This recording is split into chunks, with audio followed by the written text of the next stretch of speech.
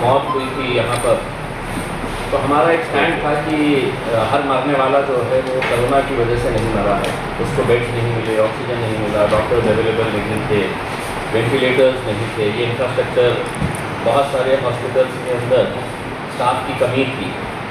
और वो चीज़ जब पूरा स्टडी किए तो मैंने खुद ने तो एक PIL फाइल किया हाई कोर्ट के अंदर, और वो हाई कोर्ट में ये PIL के अंदर मैंने किसी वकील को नहीं लगाया, बल्कि मैंने खुद ने लगातार पिछले 2021 अप्रैल 2021 से मैं वो केस खुद फाइट कर रहा हूँ कोर्ट के अंदर वकील बन के। तो उसमें बहुत सारे डेवलपमेंट्स जो हुए हैं वो भी बताना ज़रूरी ये है कि जो अच्छे डेवलपमेंट्स हुए हैं वो भी बताना, और जो नहीं हुए हैं जिसकी वजह से अगर कल के दिन कुछ ख़राब होता है तो उसमें क्या सिचुएशन रहती है। अब जैसा पेटिशन जो मेरी मेन पेटिशन थी वो औरंगाबाद या मेरी कॉन्स्टिट्यूंसी के अंदर ज़िले के अंदर जो हॉस्पिटल्स की अवस्था है कि वहाँ पर कितने डॉक्टर्स अवेलेबल है, कितने वैकेंसीज है, और सिर्फ घाटी हॉस्पिटल के बारे में नहीं कहा था हमने, सिविल हॉस्पिटल के बारे में, ग्रामीण हॉस्पिटल्स के बारे में, म्यूनसिपल कॉरपोरेशन के हॉस्पिटल, सभी को उसके अंदर पार्टी बनाया था। अब उसमें नतीजा ये हुआ है कि अप्रैल 2021 के बाद जब ये एफिडेविट परसू हियरिंग कोर्ट के अंदर हुई तो उसमें जो प्रोफेसर्स की वैकेंसीज है पूरे गवर्नमेंट मेडिकल, ये सिर्फ डिस्ट्रिक्ट के बारे में जब था तो chief justice of Maharashtra high court के जो थे तो वो जब आए यहाँ पर तो उन्होंने ये बताया कि मतलब ये बहुत इम्पॉर्टेंट ये है करके, और हम इसको सिर्फ है तो औरंगाबाद के हद तक नहीं रखेंगे, इसको हम है तो पूरे महाराष्ट्र के अंदर जितने हॉस्पिटल्स का ये है करके, तो उसका स्कोप वाइडन करते हुए उन्होंने पूरे महाराष्ट्र के बारे में है तो उन्होंने अपना ये दिए थे। अब महाराष्ट्र की पोजीशन जो है हम लगातार इनके हियरिंग के अंदर बता रहे हैं कि अप्रैल 2021 से लेके आज 1.5 साल के करीब हो गया है, क्या पोजीशन है। तो आप देखिएगा कि इनकी उदासीनता कैसी है करके, सरकार चाहे किसी की भी हो, सबकी प्राथमिकताएं क्या है और ज़मीनी हकीकत क्या है। जैसा प्रोफेसर्स 130 प्रोफेसर्स की वैकेंसी है पूरे महाराष्ट्र के मेडिकल कॉलेजेस के अंदर, जिसमें NPSC ने रिकमेंडेशन दिया है 26 प्रोफेसर्स को, और ऑर्डर निकाले गए हैं सिर्फ 14 लोगों के, यानी कि 130 कहाँ और 14 professors, associate professors, total vacancies है 187। उसमें से NPSC ने रिकमेंड किया कि 42, और उसमें ऑर्डर जो निकाले गए हैं वो 28 लोगों के सिर्फ, यानी कि 187 की वैकेंसी और 28 लोगों का। फिर असिस्टेंट प्रोफेसर्स, जो मतलब बहुत इम्पॉर्टेंट होता है असिस्टेंट प्रोफेसर्स का रोल, टोटल जो वैकेंसीज है 884 वैकेंसीज है, उसमें से NPSC ने अभी तक रिकमेंडेशन दिया है 15 लोगों का और उसमें से 70 लोगों को, यानी कि 884 की वैकेंसीज है और सिर्फ 70 लोगों को इसके अंदर खराब हुआ है। तो ये जब मैटर सामने आया, पहले मैं आपको ये तारीफ भी करवा दूँ, ये हमारे दोस्त है और जिन्होंने मुझे मदद भी किए हैं इस पिटीशन के अंदर, एडवोकेट प्रसाद जरारे, क्योंकि चूंकि मैं ये PIL खुद फाइल कर रहा हूँ। सर, याच्यामध्ये एक आकडा असा सांगा की राज्यात एवढ्या जागा खाली आहेत आणि फक्त एवढ्या राज्य सरकारने भरण्याचे, मैं आपको कैलकुलेट करके उसके अंदर से भी ये प्रोफेसर जो है 130, NPSC ने रिकमेंडेशन दिए हैं 26, और ऑर्डर्स अभी तक इशू हुए हैं सिर्फ 14 लोगों को। एसोसिएट प्रोफेसर 187, NPSC ने रिकमेंड किया 42 और ऑर्डर्स इशू हुए 28। असिस्टेंट प्रोफेसर्स पोस्ट है 884, NPSC ने रिकमेंड किया 72 और ऑर्डर्स इशू हुए 70 लोगों को, यानी कि नॉट इवन 10%। बाकी के जितने भी है मैं आपको कैलकुलेट करके बताता हूँ। अब इसी दौरान ये हुआ कि कोर्ट ने मुझसे ये कहा, चूँकि मैं पेटिशनर हूँ, कि आप दूसरे इश्यूज भी जो पब्लिक इंटरेस्ट के हैं, हेल्थ से रिलेटेड, घाटी से रिलेटेड, तो वो इश्यूज भी आप रेज करिएगा एक सिविल एप्लीकेशन के जरिए कोर्ट में, बल्कि मुझे ये बताया कि आप एमिकस क्यूरी यानी कि फ्रेंड ऑफ द कोर्ट बोल के आप काम कर सकते हैं। तो उसमें हमने फिर घाटी के दूसरे इश्यूज लिए और वो इश्यूज हमने एक सिविल एप्लीकेशन के अंदर जो इश्यूज लिए 18 पॉइंट्स हमने लिए उसके अंदर, और हर पॉइंट को हमने जो है वो फोटोग्राफ्स के साथ हमने अटैच करके भेजा है। तो वो पिटिशन जब ये सिविल एप्लीकेशन जब हाईकोर्ट के सामने गया तो हाईकोर्ट ने कहा कि ये फोटोज हम दोबारा देख भी नहीं सकते हैं, ऐसी हालत है। जैसा क्लीननेस के बारे में, अगर आप क्लीनलीनेस के अगर फोटोज अगर देखेंगे तो हाईकोर्ट ने जब ये फोटोज देखा तो हाईकोर्ट ने कहा कि मतलब ये ऐसे फोटोग्राफ्स हैं कि जिसको हम दोबारा देखना भी नहीं पसंद करेंगे करके, कितनी गंदगी का ये। इसके अंदर हमने मैटरनिटी वार्ड के अंदर परफॉर्मेंस कितना होता है, डिलीवरी कितनी होती है, 16,500 डिलीवरीज घाटी हॉस्पिटल के अंदर होती है, 16,500 साल में। हाँ। और उनके पास बेड्स कितने हैं टोटल डिलीवरी वार्ड के अंदर, तो 90 बेड्स है, 90, यानी कि एट एन एवरेज भी अगर निकाले आपने तो 1500 महीने के अंदर होते हैं। 1500 में से 90 लोगों को आपको बेड्स मिलता है, तो बाकी के कहाँ जाते हैं, तो ज़मीन के ऊपर, फर्श के ऊपर उनको आप चक्कर लाइए, अपना बिस्तर लाइए और आप वहाँ पे डिलीवरी के लिए। इन्होंने खुद ने अपने एफिडेविट के अंदर दिया है, जब हमने ये बताया है। अब ये मैं होने के बाद आपको पूरा स्कैन करके बताता हूँ कि ये जो आप गंदगी के फोटोज देख रहे हैं, इसके लिए किसी गवर्नमेंट पॉलिसी की ज़रूरत नहीं है। कलेक्टर से बात करो तो कहाँ डीपीडीसी का पैसा कहाँ जा रहा है, घाटी के अंदर जा रहा है। सीएसआर का पैसा कहाँ जा रहा है, तो घाटी के अंदर जा रहा है। पीडब्ल्यूडी अपने बिना फाड़ रहा है, कहाँ डाल रहा है, तो घाटी के अंदर डाल रहा है। मेडिकल एजुकेशन डिपार्टमेंट करोड़ों रुपए का फंड दे रहा है घाटी के अंदर। ये टॉयलेट की फोटो होगी, ये घाटी के वार्ड के टॉयलेट की फोटो होते हैं।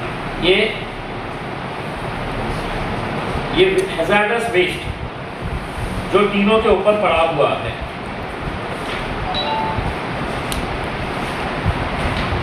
ये देखिए, ये फोटोज अगर आप देख सकते हैं या दिखा सकते हैं,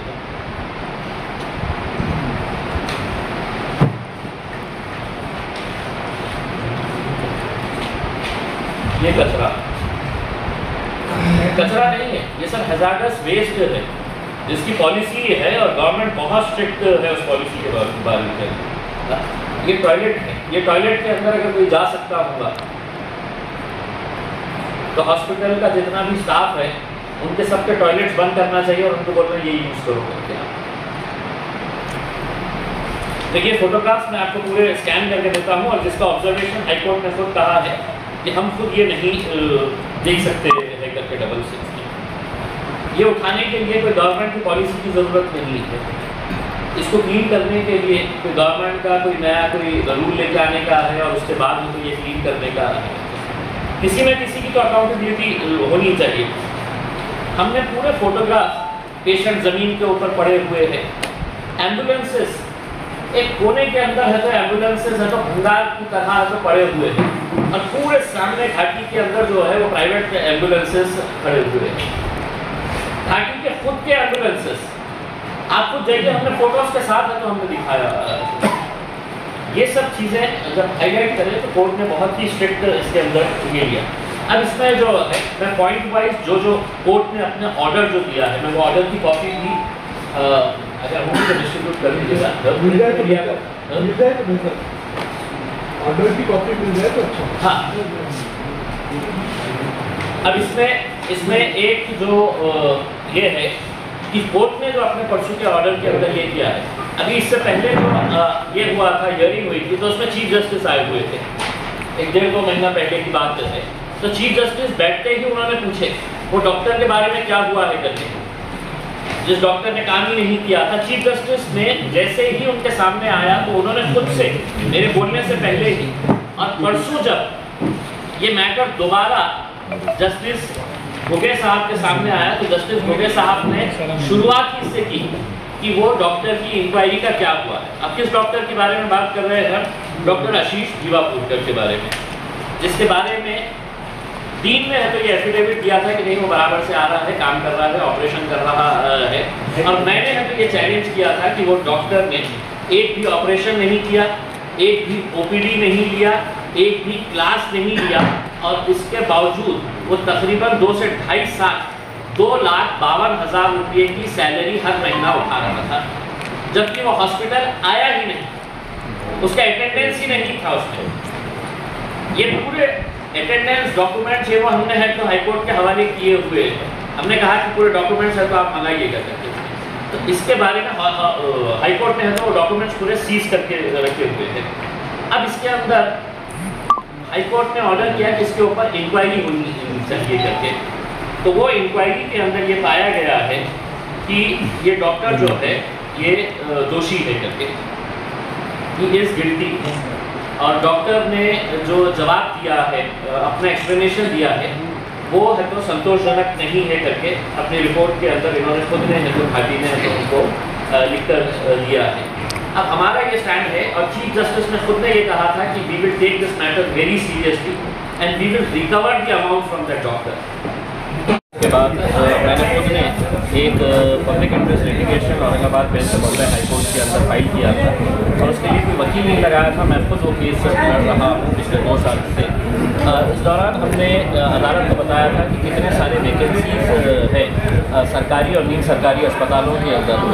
सरकार ने इतने 1.5 साल के बाद जब अपना एफिडेविट दिया तो ये हैरानी हुई ये जानकर कि 10% भी पोस्ट भरे नहीं गए थे अभी तक। कोर्ट ने इसकी बहुत ही गंभीर दखल लेते हुए सरकार को ये आदेश किया है कि जल्द से जल्द ये तमाम पोस्ट भरे जाए करके। दूसरा ये है कि घाटी हॉस्पिटल जो है वो गरीबों के लिए है। तकरीबन 14 ज़िलों से गरीब पेशेंट यहाँ पर आते हैं, और वहाँ पर आज भी किसी भी वार्ड के अंदर डॉक्टर चिट्ठी लिखकर दे देता है कि हमारे पास दवाई नहीं है, बाहर की दवा का मेडिकल स्टोर से लेकर आओ।